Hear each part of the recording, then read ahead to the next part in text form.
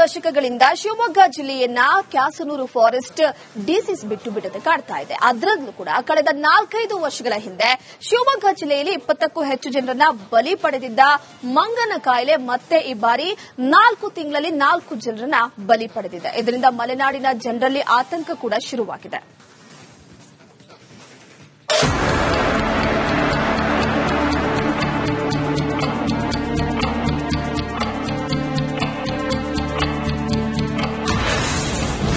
ಮಲೆನಾಡಿನಲ್ಲಿ ಮಂಗನ ಕಾಯಿಲೆಯ ಆತಂಕ.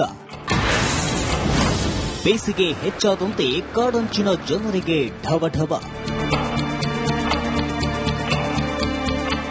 ಮಂಗನ ಕಾಯಿಲೆ ಈ ಹೆಸರು ಕೇಳಿದ್ರೆ ಮಲೆನಾಡಿನ ಜನರು ಬೆಚ್ಚಿ ಬೀಳ್ತಾರೆ.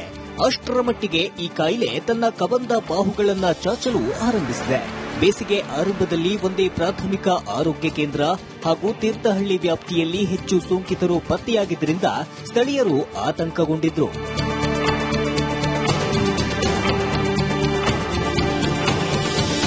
ಇನ್ನು ಸೋಂಕು ಹರಡುವುದನ್ನು ತಡೆಯಲು ಆರೋಗ್ಯ ಇಲಾಖೆ ಸೇರಿದಂತೆ ವಿವಿಧ ಇಲಾಖೆಗಳು ಇನ್ನಷ್ಟು ಸಕ್ರಿಯಗೊಳ್ಳಬೇಕಾದ ಅಗತ್ಯವಿದೆ. ಇಲ್ಲದಿದ್ದರೆ 4-5 ವರ್ಷಗಳ ಹಿಂದಿನ ಘಟನೆಗಳು ಪುನರಾವರ್ತನೆಯಾಗುವ ಎಲ್ಲಾ ಸಾಧ್ಯತೆ ಇದೆ. ಈಗಾಗಲೇ ಬೇಸಿಗೆಯ ಭೀಕರತೆ ಆರಂಭವಾಗಿದೆ. ಇದರಿಂದಾಗಿ ಸೋಂಕಿತರ ಸಂಖ್ಯೆ ಮತ್ತಷ್ಟು ಹೆಚ್ಚಾಗುವ ಸಾಧ್ಯತೆ ಇದೆ. ಆರೋಗ್ಯ ಇಲಾಖೆ ಉಣುಗುಗಳನ್ನು ಪತ್ತೆ ಹಚ್ಚಿ ಕಾಡಿನತ್ತ ಜನರು ಹೋಗದಂತೆ ಮುನ್ನೆಚ್ಚರಿಕೆ ವಹಿಸುವ ನಿಟ್ಟಿನಲ್ಲಿ ಹೆಜ್ಜೆ ಇಡಬೇಕಾಗಿದೆ. ಮಂಗನ ಕಾಯಿಲೆ ಬಂತೆಂದ್ರೆ ಸಾಗರ, ತೀರ್ಥಹಳ್ಳಿ ಹಾಗೂ ಹೊಸನಗರ ತಾಲೂಕಿನ ಜನತೆ ಅಕ್ಷರಶಃ ನಲಗಿ ಹೋಗ್ತಾರೆ. ಈ ಹಿಂದೆ ಇದೇ ಮಂಗನ ಕಾಯಿಲೆಗೆ 10 ಮಂದಿ ಜೀವವನ್ನ ಕಳೆದುಕೊಂಡಿದ್ದಾರೆ. ಅದರಲ್ಲೂ ಸಾಗರ ತಾಲೂಕಿನ ಅರಳಗೋಡು ಗ್ರಾಮದಲ್ಲಿ ಈ ಮಹಾಮಾರಿ 5 ವರ್ಷದ ಹಿಂದೆ ಮರಣ ಮೃದಂಗವನ್ನೇ ಬಾರಿಸಿತ್ತು. ಇನ್ನು ಈಗಾಗಲೇ 4 ತಿಂಗಳಲ್ಲಿ 4 ಮಂಗನ ಕಾಯಿಲೆಗೆ ಬಲಿಯಾಗಿದ್ದು ಮಲೆನಾಡಿಗರನ್ನ ಮತ್ತಷ್ಟು ಆತಂಕಕ್ಕೆ ದೂಡಿದೆ. ಜೊತೆಗೆ ಜಿಲ್ಲೆಯಲ್ಲಿ ಈ ವರ್ಷ ಇಲ್ಲಿಯವರೆಗೆ 85 ಪ್ರಕರಣಗಳು ದಾಖಲಾಗಿದ್ದು ಪ್ರಸ್ತುತ 11 ಪ್ರಕರಣಗಳು ಸಕ್ರಿಯವಾಗಿದೆ. ಕಳೆದ 2 ವರ್ಷದಿಂದ ಅಷ್ಟೇನೂ ಅಬ್ಬರಿಸದ ಕ್ಯಾಸನೂರು ಫಾರೆಸ್ಟ್ ಡಿಸೀಸ್ ಈ ಬಾರಿ ತನ್ನ ಅಬ್ಬರ ಮುಂದುವರಿಸಿದೆ. ಆರೋಗ್ಯ ಇಲಾಖೆ ಅಧಿಕಾರಿಗಳು ಕಾಡಂಚಿನ ಗ್ರಾಮಗಳಲ್ಲಿ ಮುಂಜಾಗ್ರತಾ ಕ್ರಮ ಕೈಗೊಂಡು ಕೆಎಫ್ಡಿ ನಿಯಂತ್ರಿಸುವ ನಿಟ್ಟಿನಲ್ಲಿ ಕ್ರಮ ಕೈಗೊಳ್ಳಬೇಕಿದೆ. ಭೀಮಾನಾಯ್ಕೆಸ್, ರಿಪಬ್ಲಿಕ್ ಕನ್ನಡ, ಶಿವಮೊಗ್ಗ. ಕಳೆದ 5-6 ದಶಕಗಳಿಂದ ಶಿವಮೊಗ್ಗ ಜಿಲ್ಲೆಯನ್ನ ಕ್ಯಾಸನೂರು ಫಾರೆಸ್ಟ್ ಡಿಸೀಸ್ ಬಿಟ್ಟು ಕಾಡ್ತಾ ಇದೆ. ಅದರಲ್ಲೂ ಕೂಡ ಕಳೆದ 4-5 ವರ್ಷಗಳ ಹಿಂದೆ ಶಿವಮೊಗ್ಗ ಜಿಲ್ಲೆಯಲ್ಲಿ 20ಕ್ಕೂ ಹೆಚ್ಚು ಜನರನ್ನ ಬಲಿ ಪಡೆದಿದ್ದ ಮಂಗನ ಕಾಯಿಲೆ ಮತ್ತೆ ಈ ಬಾರಿ 4 ತಿಂಗಳಲ್ಲಿ 4 ಜನರನ್ನ ಬಲಿ ಪಡೆದಿದೆ. ಇದರಿಂದ ಮಲೆನಾಡಿನ ಜನರಲ್ಲಿ ಆತಂಕ ಕೂಡ ಶುರುವಾಗಿದೆ.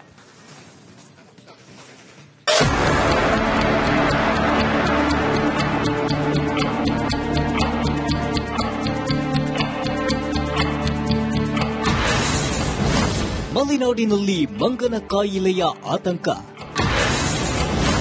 ಬೇಸಿಗೆ ಹೆಚ್ಚಾದಂತೆ ಕಾಡಂಚಿನ ಜನರಿಗೆ ಢವಢವ.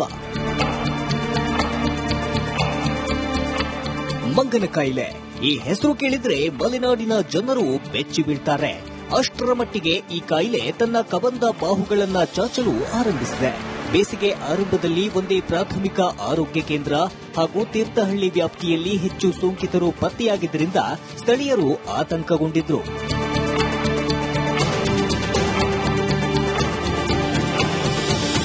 ಇನ್ನು ಸೋಂಕು ಹರಡುವುದನ್ನು ತಡೆಯಲು ಆರೋಗ್ಯ ಇಲಾಖೆ ಸೇರಿದಂತೆ ವಿವಿಧ ಇಲಾಖೆಗಳು ಇನ್ನಷ್ಟು ಸಕ್ರಿಯಗೊಳ್ಳಬೇಕಾದ ಅಗತ್ಯವಿದೆ.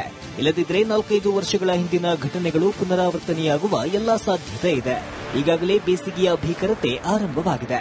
ಇದರಿಂದಾಗಿ ಸೋಂಕಿತರ ಸಂಖ್ಯೆ ಮತ್ತಷ್ಟು ಹೆಚ್ಚಾಗುವ ಸಾಧ್ಯತೆ ಇದೆ. ಆರೋಗ್ಯ ಇಲಾಖೆ ಉಣುಗುಗಳನ್ನು ಪತ್ತೆ ಹಚ್ಚಿ ಕಾಡಿನತ್ತ ಜನರು ಹೋಗದಂತೆ ಮುನ್ನೆಚ್ಚರಿಕೆ ವಹಿಸುವ ನಿಟ್ಟಿನಲ್ಲಿ ಹೆಜ್ಜೆ ಇಡಬೇಕಾಗಿದೆ. ಮಂಗನ ಕಾಯಿಲೆ ಬಂತೆಂದ್ರೆ ಸಾಗರ, ತೀರ್ಥಹಳ್ಳಿ ಹಾಗೂ ಹೊಸನಗರ ತಾಲೂಕಿನ ಜನತೆ ಅಕ್ಷರಶಃ ನಲಗಿ ಹೋಗ್ತಾರೆ. ಈ ಹಿಂದೆ ಇದೇ ಮಂಗನ ಕಾಯಿಲೆಗೆ 10 ಮಂದಿ ಜೀವವನ್ನ ಕಳೆದುಕೊಂಡಿದ್ದಾರೆ. ಅದರಲ್ಲೂ ಸಾಗರ ತಾಲೂಕಿನ ಅರಳಗೋಡು ಗ್ರಾಮದಲ್ಲಿ ಈ ಮಹಾಮಾರಿ 5 ವರ್ಷದ ಹಿಂದೆ ಮರಣ ಮೃದಂಗವನ್ನೇ ಬಾರಿಸಿತ್ತು. ಇನ್ನು ಈಗಾಗಲೇ 4 ತಿಂಗಳಲ್ಲಿ 4 ಮಂಗನ ಕಾಯಿಲೆಗೆ ಬಲಿಯಾಗಿದ್ದು ಮಲೆನಾಡಿಗರನ್ನ ಮತ್ತಷ್ಟು ಆತಂಕಕ್ಕೆ ದೂಡಿದೆ. ಜೊತೆಗೆ ಜಿಲ್ಲೆಯಲ್ಲಿ ಈ ವರ್ಷ ಇಲ್ಲಿಯವರೆಗೆ 85 ಪ್ರಕರಣಗಳು ದಾಖಲಾಗಿದ್ದು ಪ್ರಸ್ತುತ 11 ಪ್ರಕರಣಗಳು ಸಕ್ರಿಯವಾಗಿದೆ.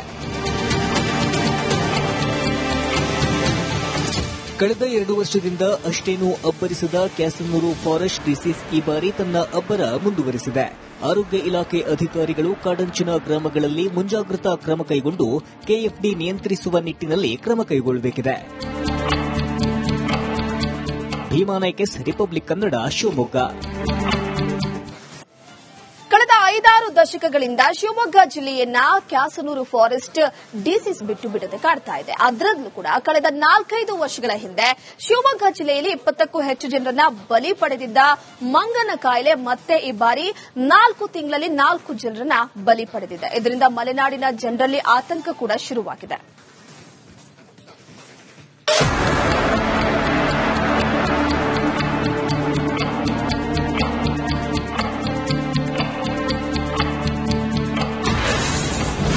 ಮಲೆನಾಡಿನಲ್ಲಿ ಮಂಗನ ಕಾಯಿಲೆಯ ಆತಂಕ.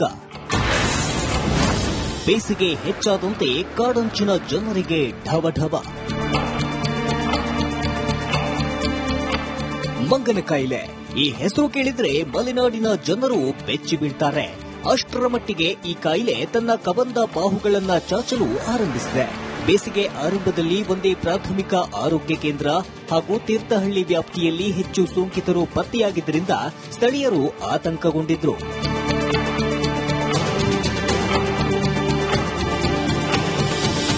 ಇನ್ನು ಸೋಂಕು ಹರಡುವುದನ್ನು ತಡೆಯಲು ಆರೋಗ್ಯ ಇಲಾಖೆ ಸೇರಿದಂತೆ ವಿವಿಧ ಇಲಾಖೆಗಳು ಇನ್ನಷ್ಟು ಸಕ್ರಿಯಗೊಳ್ಳಬೇಕಾದ ಅಗತ್ಯವಿದೆ. ಇಲ್ಲದಿದ್ದರೆ 4-5 ವರ್ಷಗಳ ಹಿಂದಿನ ಘಟನೆಗಳು ಪುನರಾವರ್ತನೆಯಾಗುವ ಎಲ್ಲಾ ಸಾಧ್ಯತೆ ಇದೆ.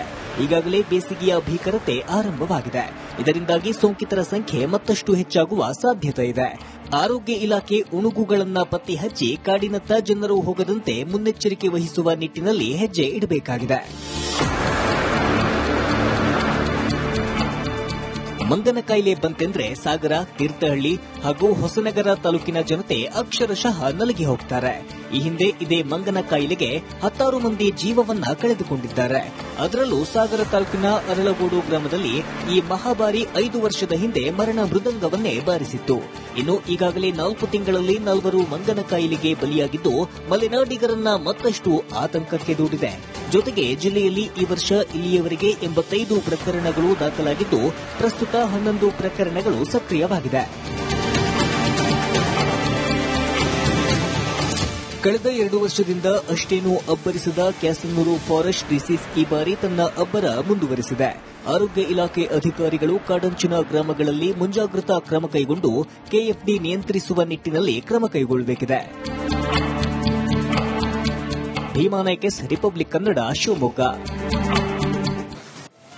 ಕಳೆದ 5-6 ದಶಕಗಳಿಂದ ಶಿವಮೊಗ್ಗ ಜಿಲ್ಲೆಯನ್ನ ಕ್ಯಾಸನೂರು ಫಾರೆಸ್ಟ್ ಡಿಸೀಸ್ ಬಿಟ್ಟದೆ ಕಾಡ್ತಾ ಇದೆ. ಅದರಲ್ಲೂ ಕೂಡ ಕಳೆದ 4-5 ವರ್ಷಗಳ ಹಿಂದೆ ಶಿವಮೊಗ್ಗ ಜಿಲ್ಲೆಯಲ್ಲಿ 20ಕ್ಕೂ ಹೆಚ್ಚು ಜನರನ್ನ ಬಲಿ ಪಡೆದಿದ್ದ ಮಂಗನ ಕಾಯಿಲೆ ಮತ್ತೆ ಈ ಬಾರಿ 4 ತಿಂಗಳಲ್ಲಿ 4 ಜನರನ್ನ ಬಲಿ ಪಡೆದಿದೆ. ಇದರಿಂದ ಮಲೆನಾಡಿನ ಜನರಲ್ಲಿ ಆತಂಕ ಕೂಡ ಶುರುವಾಗಿದೆ.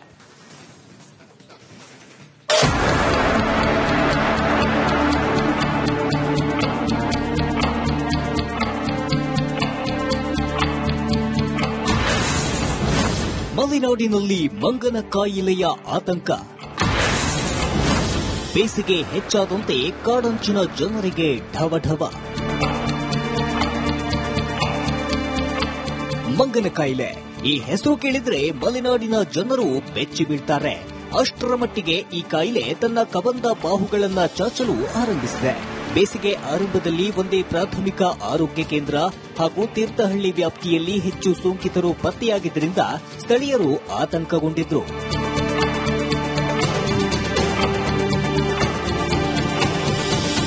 ಇನ್ನು ಸೋಂಕು ಹರಡುವುದನ್ನು ತಡೆಯಲು ಆರೋಗ್ಯ ಇಲಾಖೆ ಸೇರಿದಂತೆ ವಿವಿಧ ಇಲಾಖೆಗಳು ಇನ್ನಷ್ಟು ಸಕ್ರಿಯಗೊಳ್ಳಬೇಕಾದ ಅಗತ್ಯವಿದೆ. ಇಲ್ಲದಿದ್ದರೆ 4-5 ವರ್ಷಗಳ ಹಿಂದಿನ ಘಟನೆಗಳು ಪುನರಾವರ್ತನೆಯಾಗುವ ಎಲ್ಲಾ ಸಾಧ್ಯತೆ ಇದೆ. ಈಗಾಗಲೇ ಬೇಸಿಗೆಯ ಭೀಕರತೆ ಆರಂಭವಾಗಿದೆ. ಇದರಿಂದಾಗಿ ಸೋಂಕಿತರ ಸಂಖ್ಯೆ ಮತ್ತಷ್ಟು ಹೆಚ್ಚಾಗುವ ಸಾಧ್ಯತೆ ಇದೆ. ಆರೋಗ್ಯ ಇಲಾಖೆ ಉಣುಗುಗಳನ್ನು ಪತ್ತೆ ಹಚ್ಚಿ ಕಾಡಿನತ್ತ ಜನರು ಹೋಗದಂತೆ ಮುನ್ನೆಚ್ಚರಿಕೆ ವಹಿಸುವ ನಿಟ್ಟಿನಲ್ಲಿ ಹೆಜ್ಜೆ ಇಡಬೇಕಾಗಿದೆ. ಮಂಗನ ಕಾಯಿಲೆ ಬಂತೆಂದ್ರೆ ಸಾಗರ, ತೀರ್ಥಹಳ್ಳಿ ಹಾಗೂ ಹೊಸನಗರ ತಾಲೂಕಿನ ಜನತೆ ಅಕ್ಷರಶಃ ನಲುಗಿ ಹೋಗ್ತಾರೆ. ಈ ಹಿಂದೆ ಇದೇ ಮಂಗನ ಕಾಯಿಲೆಗೆ 10 ಮಂದಿ ಜೀವವನ್ನ ಕಳೆದುಕೊಂಡಿದ್ದಾರೆ. ಅದರಲ್ಲೂ ಸಾಗರ ತಾಲೂಕಿನ ಅರಳಗೋಡು ಗ್ರಾಮದಲ್ಲಿ ಈ ಮಹಾಮಾರಿ 5 ವರ್ಷದ ಹಿಂದೆ ಮರಣ ಮೃದಂಗವನ್ನೇ ಬಾರಿಸಿತ್ತು. ಇನ್ನು ಈಗಾಗಲೇ 4 ತಿಂಗಳಲ್ಲಿ 4 ಮಂಗನ ಕಾಯಿಲೆಗೆ ಬಲಿಯಾಗಿದ್ದು ಮಲೆನಾಡಿಗರನ್ನ ಮತ್ತಷ್ಟು ಆತಂಕಕ್ಕೆ ದೂಡಿದೆ. ಜೊತೆಗೆ ಜಿಲ್ಲೆಯಲ್ಲಿ ಈ ವರ್ಷ ಇಲ್ಲಿಯವರೆಗೆ 85 ಪ್ರಕರಣಗಳು ದಾಖಲಾಗಿದ್ದು ಪ್ರಸ್ತುತ 11 ಪ್ರಕರಣಗಳು ಸಕ್ರಿಯವಾಗಿದೆ. ಕಳೆದ 2 ವರ್ಷದಿಂದ ಅಷ್ಟೇನೂ ಅಬ್ಬರಿಸದ ಕ್ಯಾಸನೂರು ಫಾರೆಸ್ಟ್ ಡಿಸೀಸ್ ಈ ಬಾರಿ ತನ್ನ ಅಬ್ಬರ ಮುಂದುವರೆಸಿದೆ. ಆರೋಗ್ಯ ಇಲಾಖೆ ಅಧಿಕಾರಿಗಳು ಕಾಡಂಚಿನ ಗ್ರಾಮಗಳಲ್ಲಿ ಮುಂಜಾಗ್ರತಾ ಕ್ರಮ ಕೈಗೊಂಡು ಕೆಎಫ್ಡಿ ನಿಯಂತ್ರಿಸುವ ನಿಟ್ಟಿನಲ್ಲಿ ಕ್ರಮ ಕೈಗೊಳ್ಳಬೇಕಿದೆ. ಭೀಮಾ ನಾಯ್ಕ್, ರಿಪಬ್ಲಿಕ್ ಕನ್ನಡ, ಶಿವಮೊಗ್ಗ.